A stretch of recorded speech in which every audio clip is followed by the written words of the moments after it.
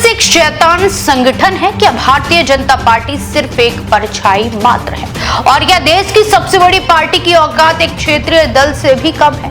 ये हम नहीं कह रहे, ये सनसनीखेज दावे किए हैं कर्नाटक के मंत्री प्रियांक खरगे ने। एक ऐसा बयान जिसने न केवल कर्नाटक की राजनीति में आग लगा दी है बल्कि नागपुर से लेकर दिल्ली तक हड़कंप मचा दिया है। प्रियांक ने सीधे उस वैचारिक जड़ पर प्रहार किया है जिस पर बीजेपी टिकी है। आखिर खरगे ने शैतान शब्द का इस्तेमाल क्यों किया और इसके पीछे की असली सियासत क्या है? वार सीधा है, शब्द जहरीले हैं और निशाना बेहद सटीक। कर्नाटक सरकार के मंत्री प्रियांक खरगे ने बीजेपी और आरएसएस के खिलाफ अब तक का सबसे बड़ा जुबानी बम फोड़ा है।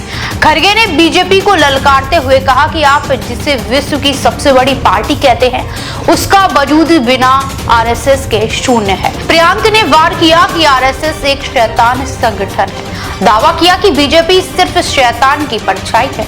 उन्होंने चुनौती दी कि अगर आप सीधे शैतान से लड़ेंगे तो देश सुधर जाएगा। प्रियांक खरगे यही नहीं रुके, उन्होंने बीजेपी की तुलना जेडीएस से कर डाली। उन्होंने कहा कि अगर आरएसएस अपना हाथ पीछे खींच ले तो बीजेपी एक रीजनल पार्टी के लेवल से भी नीचे गिर जाएगी। यानी खरगे के मुताबिक बीजेपी की अपनी कोई स्वतंत्र पहचान या ताकत नहीं है। सियासी गलियारों में चर्चा तेज है कि आखिर खरगे इतने हमलावर क्यों हैं। जानकारों का मानना है कि कर्नाटक में कांग्रेस अब डिफेंसिव नहीं बल्कि फुल ऑन ऑफेंसिव मोड में है। वो सीधे उस हिंदुत्व कार्ड को चुनौती दे रही है जिसके दम पर बीजेपी चुनाव जीतती है। इधर बयान आया, उधर बीजेपी ने पलटवार का मोर्चा खोल दिया। बीजेपी के दिग्गजों ने खरगे को आड़े हाथों ले लिया है।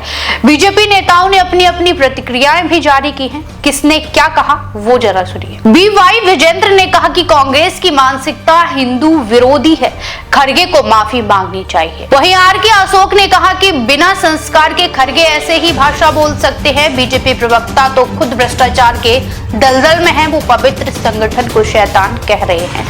प्रियांक खरगे का यह बयान अगले आने वाले दिनों में बीजेपी के लिए बड़ा चुनावी मुद्दा बनेगा, इसमें कोई शक नहीं है। लेकिन सवाल यह है, क्या शैतान और परछाई जैसे शब्दों का इस्तेमाल करना लोकतंत्र की मर्यादा में है या फिर ये सिर्फ सुर्खियां बटोरने का एक और बड़ा तरीका? देश विदेश की तमाम बड़ी खबरों के लिए देखते रहें किनी टाइम्स। वीडियो को लाइक करें, चैनल को सब्सक्राइब करना ना भूलें।